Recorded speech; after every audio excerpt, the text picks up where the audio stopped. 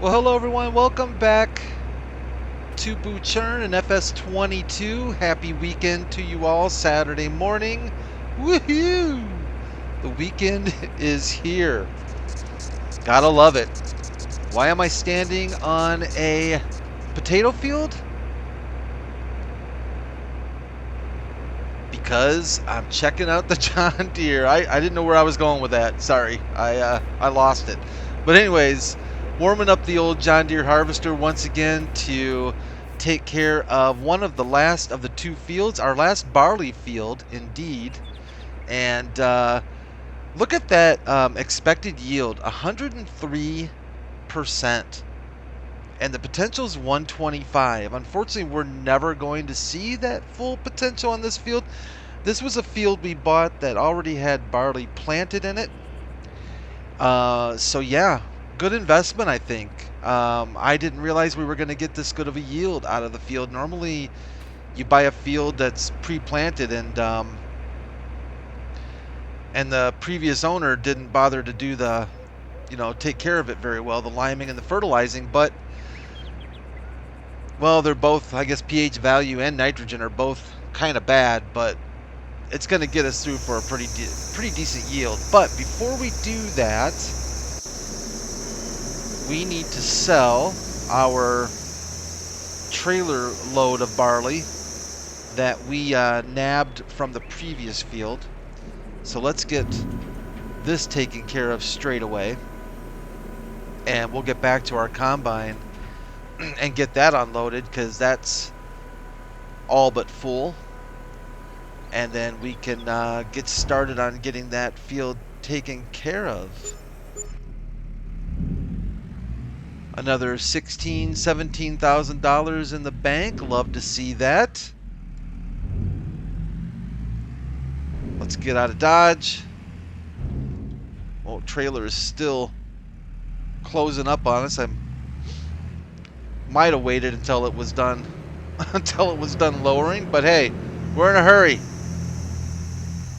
And we're cutting corners here. We're going to cut a couple fields. Let's get over off this guy here, though, and try to be somewhat respectful about the whole thing. Sorry about those potatoes there. Everybody looking forward to the weekend? Have anything fun in store? I plan on... It's going to be a mixed bag for me. It's going to be chores, gaming, rest, and yeah, I think laundry's going to have to be involved in those chores. Oh, I don't like laundry. But right now we're in Butschern taking care of business. So I mentioned the other day, actually a couple, 2-3 episodes ago, I don't know if it was in Butschern or if it was Kubota, that I had been messing around with let's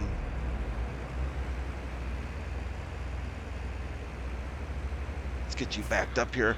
Messing around with some adjustments to video settings, playing around with those kind of things, driver, blah, blah, blah. And as long as I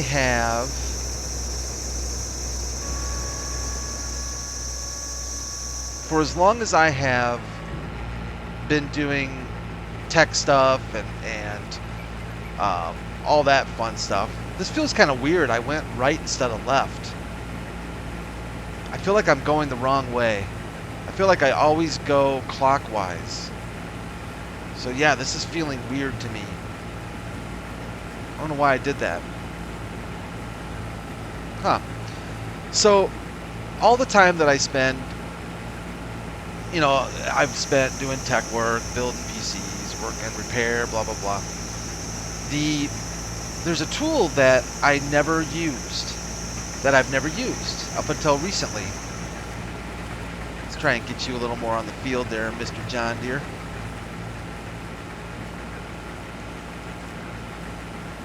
And I've used a lot of these, I guess you would call gimmicky tools. I call them gimmicky. There's always these PC cleaners and all this junk that, they claim they're gonna speed up your computer and do all kinds of magic for you, and that that 15-year-old gaming PC that you have will be able to play AAA titles in full graphic, ultra graphic mode and stuff like this and nonsense. But and they're out there. But there was one that it doesn't do any of that. It's designed to do really one thing, and one thing well, and that is it cleans your driver installation so you can have a fresh start.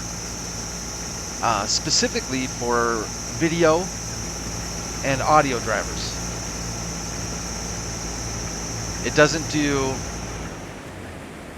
do any other hardware drivers at all. It just does video and audio. And so for video, obviously, it's going to do NVIDIA, AMD. It wouldn't surprise me if they're going to be adding... they might actually do Intel. I don't think it does yet.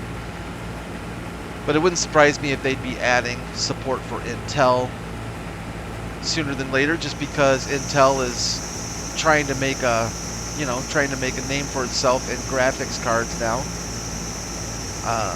And from what I can gather on the Intel graphics cards,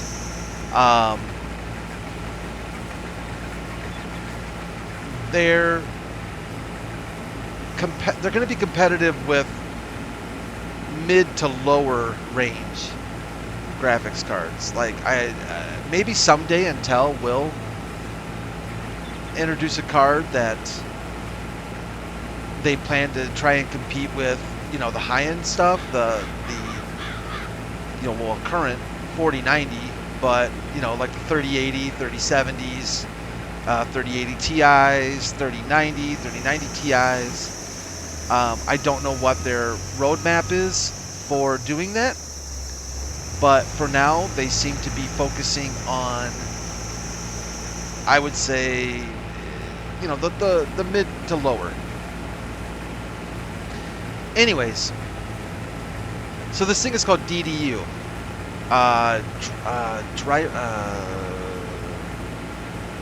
Device driver uninstaller, I think, is what it stands for. And of course, with anything like this, you get a mixed bag of opinions on the internet about it. You're going to get people who claim that it fixed a lot of problems they had. You're going to get people who claim that it's nonsense, you don't need to use it. One of my favorites is when people, it's one of those things when people say, well, if you're truly technical and know what you're doing, you don't need a tool like this. Which I think is a bunch of nonsense. And the reason I say that is because I consider myself truly technical. I've done this long enough. I know more technical people than me, that's for sure. But I'm certainly not a novice. And I don't go out of my way to make my job harder. So if I come across a tool that will make my job easier, you're darn right I'm going to use it, right? And what kind of makes me laugh about that comment is, if you're a technician, let's go ahead and get this thing unloaded. If you're a technician, and if that's your feeling on stuff like that, it's kind of not right, because we use tools all day. We use built-in Microsoft tools. We use SFC scan. We use DISM. We use check disk. So to say that, if you're truly technical, you wouldn't need a tool like this to uninstall drivers. But I wanted to find out for myself. I wanted to see what it did because I read good and bad, of course. I read some very positive things about it. I read some horrifying things about it. People that said that they ran it and they could never get their drivers installed again, and they had to reinstall Windows and stuff like this. And none of that ever really surprises me. And I say that only because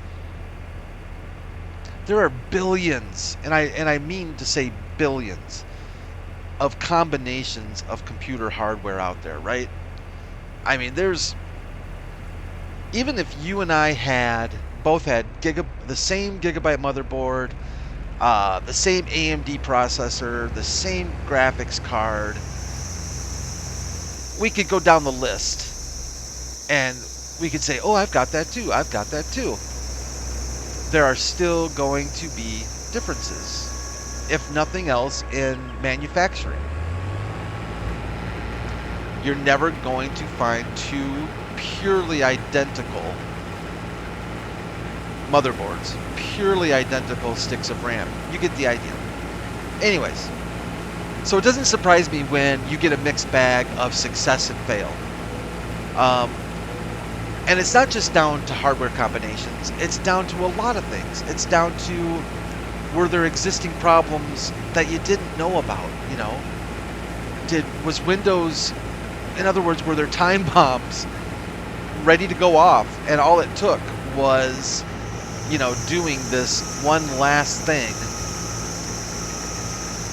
that put it over the edge, right?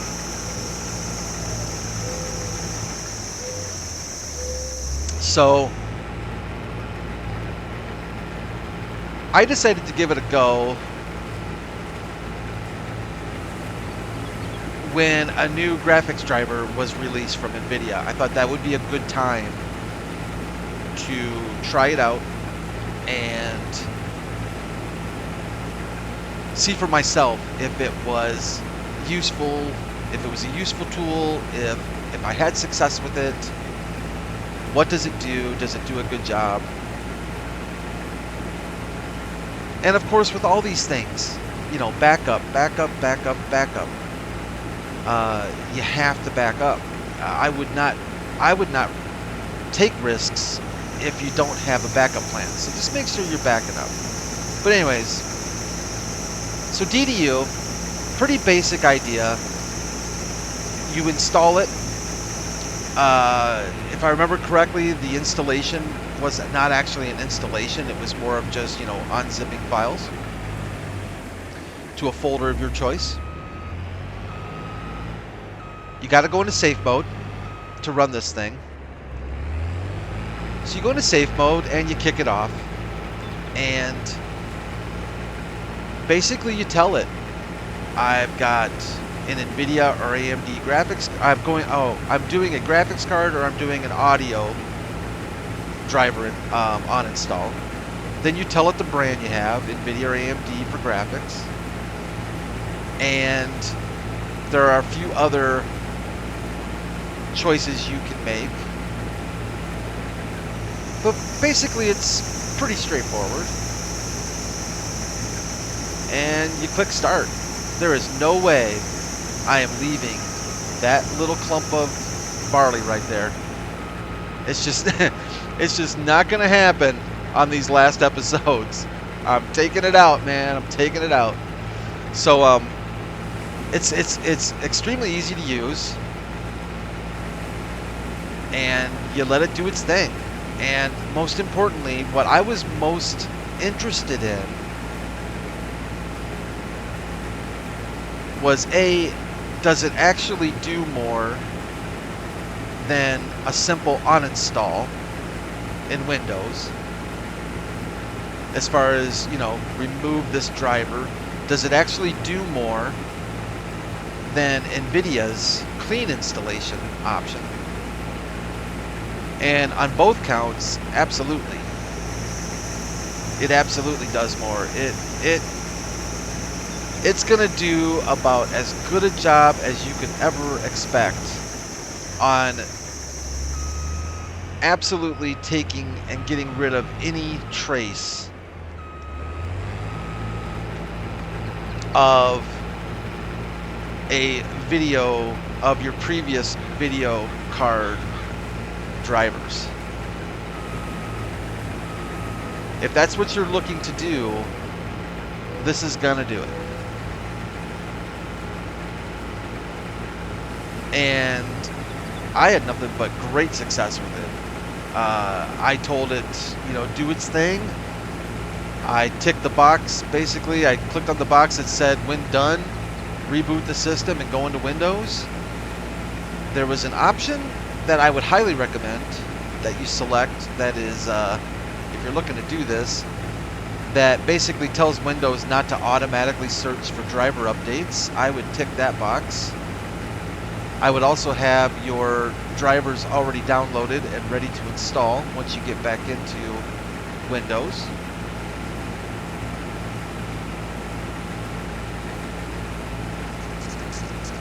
But after it was done doing its thing, I did some digging, and I could not find a trace of anything left over from an NVIDIA driver install, GeForce experience, NVIDIA control panel, nothing. The only thing, you know, it's gonna leave behind shader cache that is inside your game folders. So, like Farming Simulator has its own shader cache folder. It's gonna leave that alone. It does remove NVIDIA's own shader cache folder. Boy, that caught me off guard.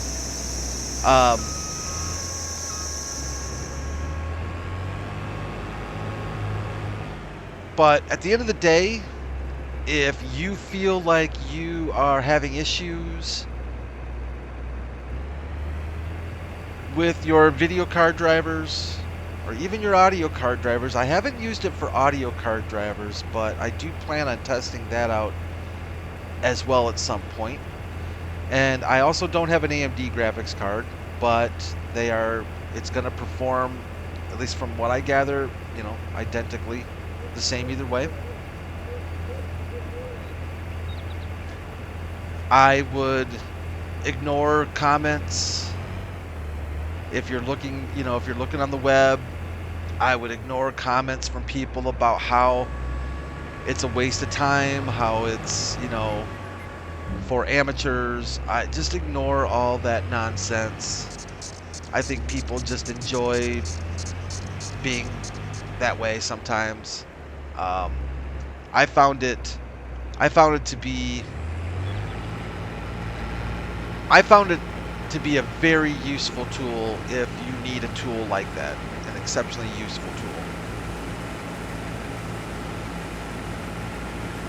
tool. Somebody posted in Reddit that they run it on every new driver. So every time they, you know, AMD or NVIDIA, I forget which one they had, but they said every time a new driver is released for their graphics card, they run DDU. And although I think that's a bit maybe excessive and somewhat unnecessary, I get it. I honestly do. I would actually even consider doing that myself. I think sometimes you're asking for trouble, though. If you're, you know, when you're doing stuff like that, you're kind of maybe asking for trouble because your odds go up that something might go wrong because you're using it more often. But if you're, you know, if everything is okay outside of that and there's no pending time bombs, that is so nice looking. I know I'm yapping technical stuff, but that is so nice looking.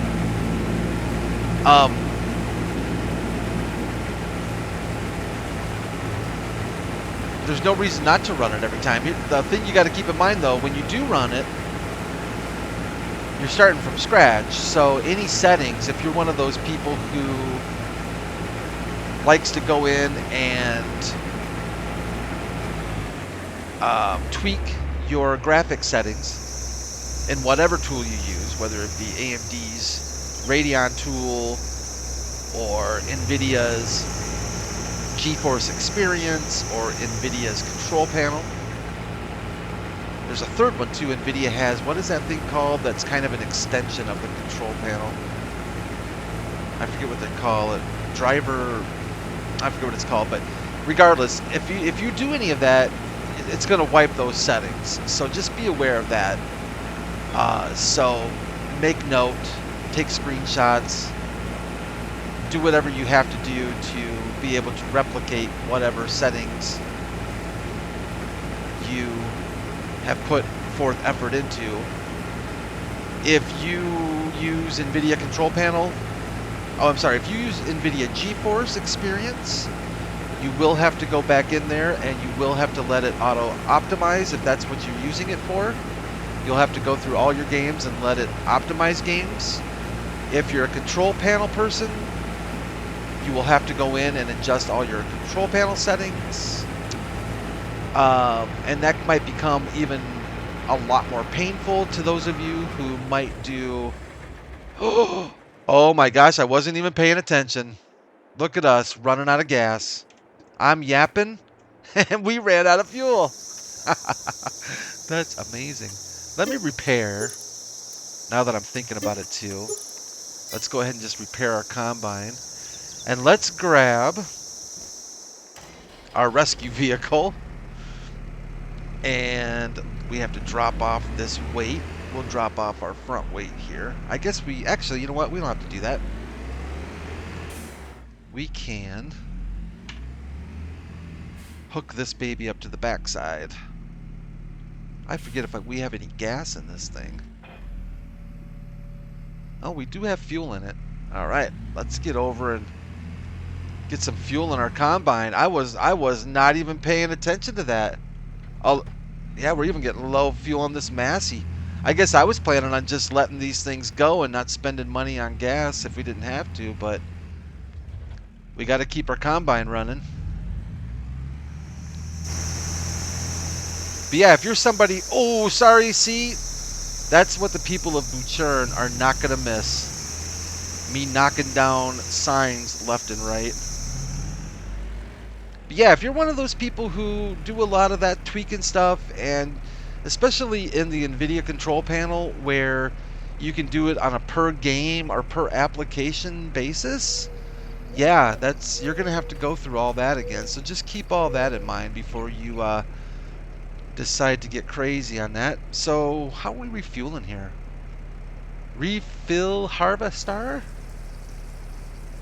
Look at that. Thank you, Massey.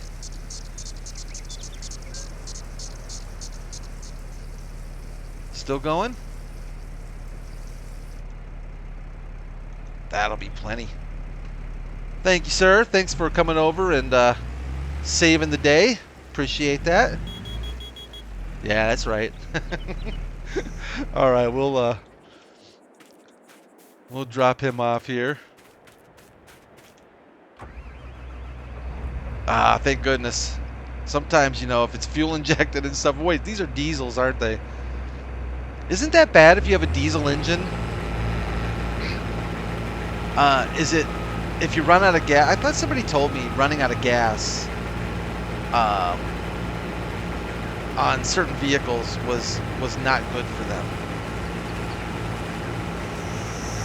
I'm not that familiar with diesel. I've never owned a car or a truck that had a diesel engine.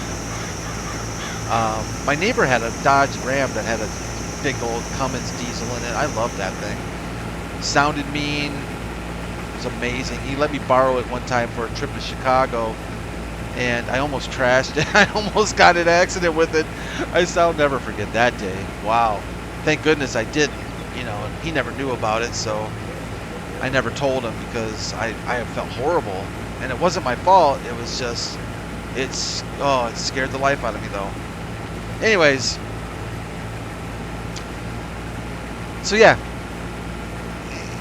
use on a, use with caution, but yet use with confidence, and don't, and don't pay attention to a lot of this negativity that's, I'm fed up with so much negativity everywhere I look on the internet.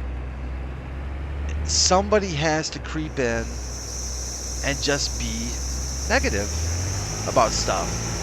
And I seem to find that to be, well, this probably isn't a fair statement, because forums I look at are somewhat, specific to my hobbies and things that I'm specifically looking to learn about. But it does seem to be really prevalent in technical forums. People can really be nasty to other people, and because you'll get people that don't know, they're new, they're not technical, they're trying to learn, or they just don't know. And man, you will get some real nasty people in there that just respond like they are just king of the hills, and I just don't get that. I don't understand that mentality at all. Why you have to put somebody down. Why you would ever put somebody down for trying to learn something new. I don't understand that. So don't do it. If you're one of those people, stop doing that. You were there too. None of us were born. This isn't the Matrix. We're not Keanu Reeves where we can just plug in, packs of information. That would be amazing though, wouldn't it? Oh my gosh. Well, it would be horrifying too, because everybody and their brother would be, learning how to do things for mass destruction, I'm quite certain. But that would be pretty amazing to be able to just go, you know what? I want to learn a new language. Plug in a cartridge, learn the language, and off you go. But anyways, we're not designed that way. And we all have been in the I don't know what I'm doing spot. And we've all had to ask questions. And yeah, there are smarter people out there. There are people out there with a lot more intelligence than I have. That is for sure. But I will also guarantee that they've asked questions, So, yeah, be nice. Be nice to people when they're asking questions. And even if, oh man, and even if they're those people that say things like,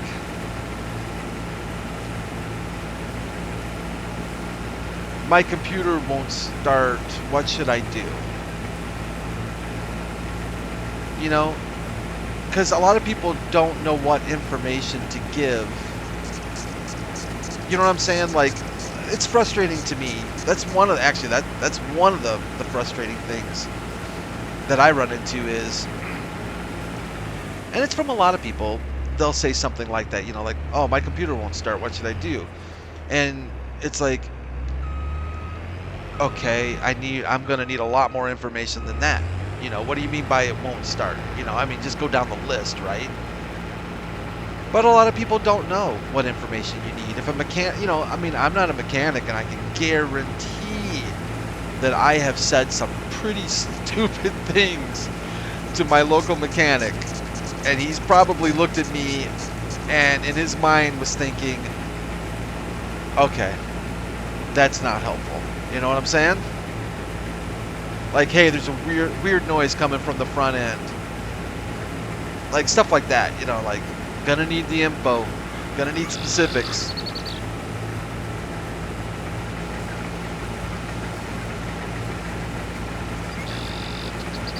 I know, I'm just jaw-jacking. I did want to talk about that DDU though, because it's something that I think I see on the Farming Simulator forums often. People having issues with different aspects of the game that that to me look like they could be related to, or potentially related to, graphics issues and things, and sometimes You know, Windows is a mess. I mean, I'm sorry. I don't mean to offend any major Windows fans out there, but Windows is a mess. I've had a ton of experience on Linux and a Mac and on Macintosh and on the Mac OS. And comparatively speaking, I'm sometimes amazed Windows runs as good as it does for so many people because, and that's not me trying to be mean to Microsoft, because I'll tell you, they've got a heck of a job on their hands creating an operating system that has to run on billions of combinations of hardware. So kudos to them actually for as good a job as they have done. It's just Windows is a mess. The Windows registry is a mess. You got DLL files. There's just countless numbers of ways things can go wrong in Windows. And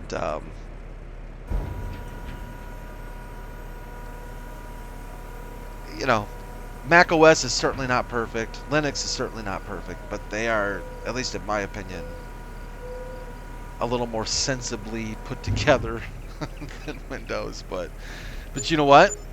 Windows is still king of the hill, and it's gonna be king of the hill for any time in the near foreseeable future when it comes to gaming. You know, you're not gonna see. I mean, first you got the hardware advantages. You know, Mac OS is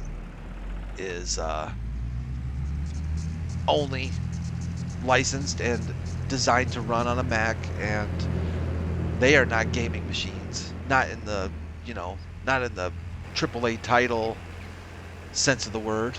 And Linux is still not, even though I think Linux is actually closer potentially to a legitimate gaming machine than Mac is, because at least with Linux you can build your own Linux gaming box and build a very nice one if you really wanted to. And Linux has come a long ways when it comes to driver support and stuff, which is pretty cool. And I don't know if any of you have ever, if you're Steam users, which I'm assuming the majority of you are,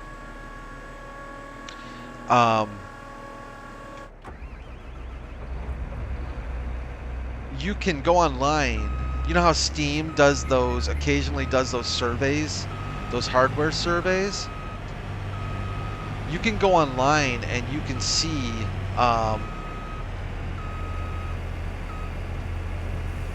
some of that information published about what's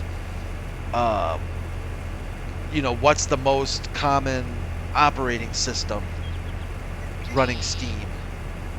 You know, I think now it's Windows 10. For the longest time, it was Windows 7, even well into when 10 was, even when 8 came out, it was still Windows 7, and then when 10 came out, it was still Windows 7 for the longest time, but I think 10 has finally taken over. And you can see, what the most common graphics card, processor, brand of computer, if it's not a home-built, laptop, things like that. It's kind of interesting to see what really is the most common hardware used with gaming on Steam. And I was taken aback. I was taken a bit aback that it wasn't as high-end as I had expected. I had actually expected to see the average gaming computer running Steam games to be a little beefier than they are. So there's still a lot of people out there running older graphics cards and running older processors, and that kind of surprised me a little bit.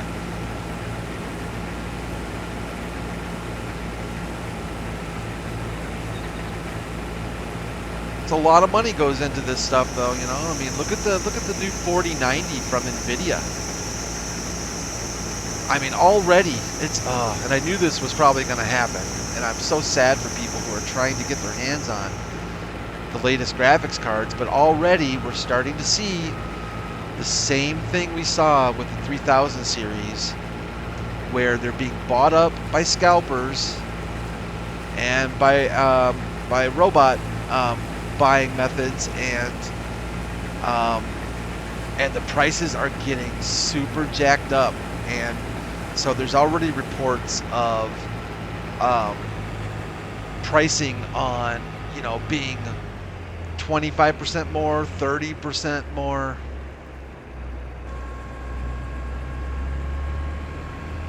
And I don't know the answer to solve that. You know, I don't know if it's, I don't know what it is. I don't know what the answer is that can solve that, because it seems like there's got to be a way to try and improve that so that people aren't being taken advantage of. People who want to buy this stuff can buy it, you know, can buy stuff for what it's, for the price it was intended to be, and not getting ripped off because you got some, you know, you got some people who are buying these things up in batches of hundreds of them. You know what I'm saying? Let's see here. So we are one field away. So we've got field 10, which is a canola field.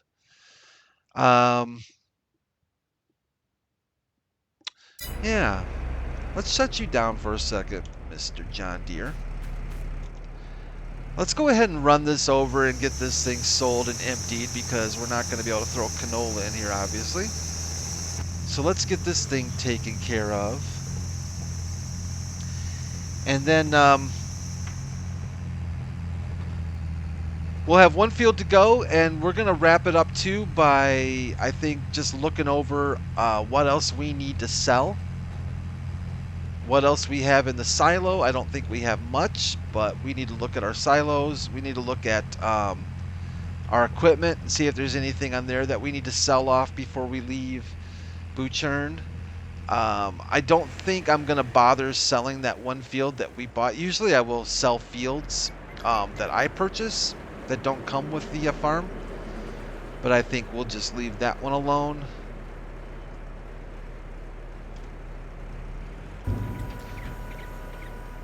Honestly, I don't think we have a lot to sell. I think we might have some hay and straw and stuff in our storage barn.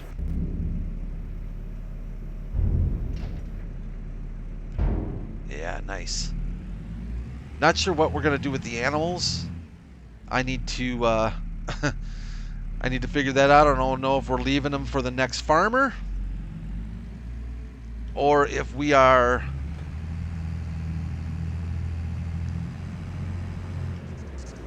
selling them off.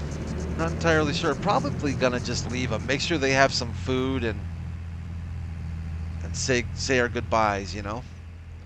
So where is this field 10? Where were they? Okay. I'm sorry. I know. Potatoes are getting a bit trampled on there, but they'll recover.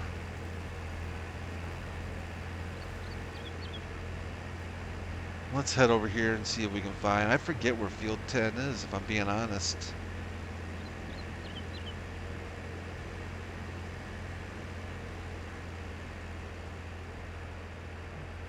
I think it's this one over here, isn't it? Kind of buried back there. Let's check our thing here. Yeah, we need to... Did the dog just bark at us? I think that was a dog. Let's head this way. It's been so long. I don't think I've been over to field 10 since we prepped it and seeded it, so... Yeah, I see where we're at here. Alright. Do a little cutsies again here.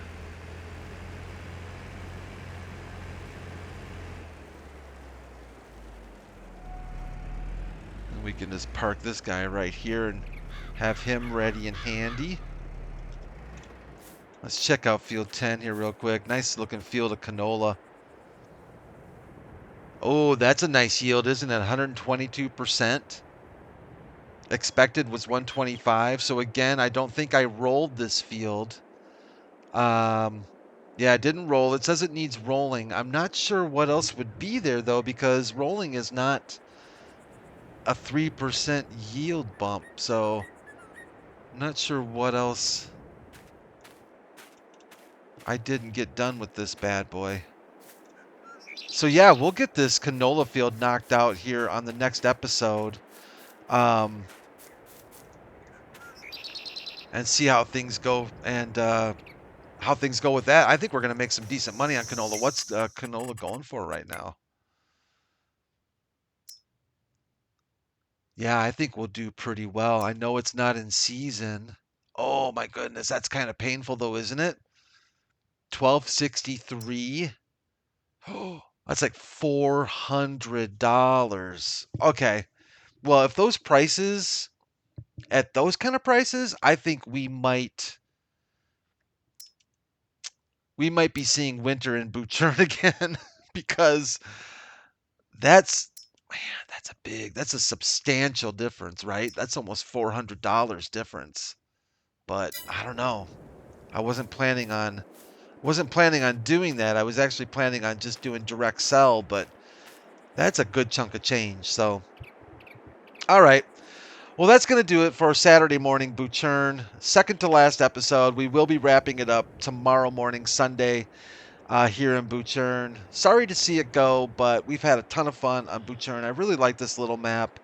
It's a beautiful little map, especially in the wintertime. I thought it just had a really nice look to it. But fun things, more things to come in the future at Kubota Farm and the next map we tackle as well. So thank you all again, once again, for joining me here.